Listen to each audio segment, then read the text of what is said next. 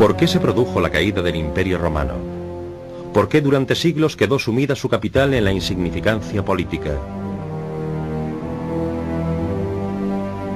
Las epidemias y las malas cosechas amenazan a la población del imperio. Una y otra vez los italianos se ven sacudidos por catástrofes naturales, terremotos y erupciones volcánicas. Pero todas esas calamidades no logran destruir el vasto imperio. La caída del imperio se debió a muchos motivos y resultó tan desconcertante como su ascenso. Los ciudadanos romanos se convirtieron en ricos comerciantes y grandes terratenientes. Su riqueza se basaba en una agricultura bien organizada y el comercio floreciente. Pero la abundancia de Roma acarrearía la calamidad al imperio. Las noticias de la prosperidad de los romanos llegan al norte de Europa y atraen a los pueblos extranjeros. La presión exterior llega a ser tan grande que las tropas romanas acaban por no poder contenerla. Los intrusos quedan fascinados ante la cultura de Roma.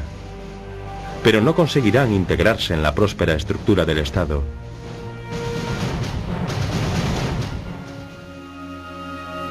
La floreciente vida de las ciudades romanas, con sus teatros, mercados y celebraciones populares, llega a su fin.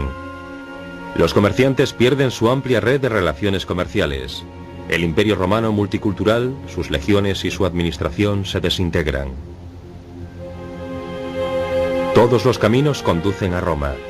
Pero el orgullo del imperio, sus carreteras, representan un peligro, ya que por las antiguas vías de comunicación llegan ahora los conquistadores de Roma. Durante siglos el imperio efectúa exitosas guerras de expansión. Las derrotas que sufre son escasas, pero las tácticas romanas no logran repeler los inusitados ataques de las pequeñas y escurridizas cuadrillas a caballo de los hunos. En ataques cada vez más frecuentes, los bárbaros, como denominan los romanos a los enemigos extranjeros, pronto penetran en el imperio desde todas partes. Se convierten en una seria amenaza para Roma.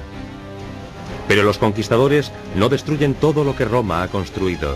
Sus reyes se consideran soberanos protectores y además de adaptarse a las costumbres romanas, también hablan latín. Pero la corrupción, el soborno y la evasión de impuestos dañan la economía de Roma. La autoridad del poder central comienza a flaquear. La búsqueda de pistas que expliquen las razones de la caída de Roma llevan a Escandinavia. Los pueblos del norte de Europa son pobres. Sus escasas provisiones de invierno se acaban pronto, y el hambre, el frío y la pobreza hacen mella sobre todo en los niños. Acuciados por la necesidad, estos pueblos deciden mudarse hacia el sur. La esperanza de una vida mejor los conduce a un incierto futuro. Lejos de Roma, desde las costas bálticas, parte una corriente migratoria humana de dimensiones sin precedentes. Para el Imperio Romano, la migración será una catástrofe inevitable.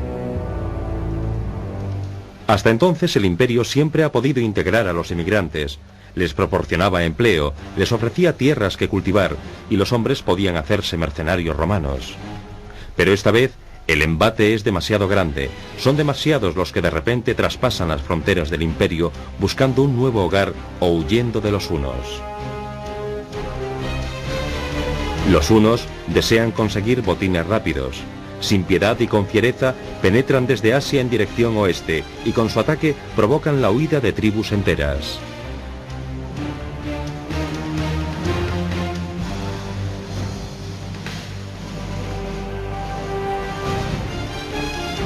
El Imperio Romano también es el objetivo de los pueblos germanos, que huyen con todas sus posesiones y se adentran en el territorio romano.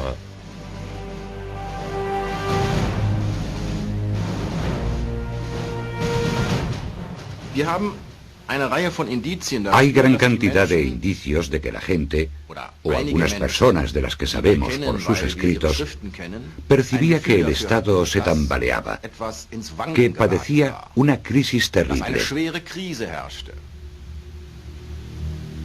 Pero no había muchos dispuestos a pensar en lo inconcebible, porque, según la doctrina religiosa, las antiguas profecías de la Biblia, en el libro de Daniel, decían que Roma sería el último de los grandes imperios que sería derrotado violentamente y después vendría el día del juicio final.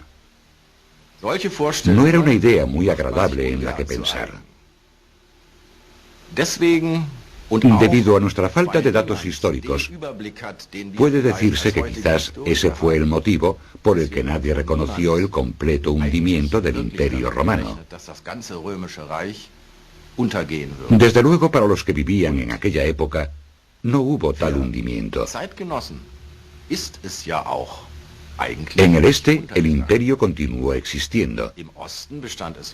Y en el oeste, la iglesia, los papas, los obispos de las ciudades, todos siguieron las huellas del Imperio Romano, manteniendo sus tradiciones y directrices.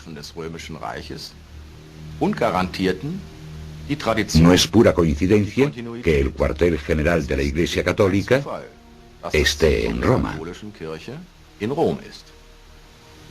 Lo que se inició con la invasión del este del imperio por parte de los hunos termina en el 476 después de Cristo. El rey germano Odoacro destrona al último emperador romano. Los conquistadores del norte esperan llevar una vida de lujo romano, pero no logran la misma grandeza de los gobernantes de antaño. No desean destruir Roma, sino dominarla, pero carecen de la capacidad militar y política. Este enemigo llegó de forma inesperada para el Imperio Romano, y tampoco estaba preparado para la enorme corriente migratoria. El Imperio Romano se derrumba, pero Roma siguió existiendo, y su rastro sigue presente aún hoy día en toda Europa.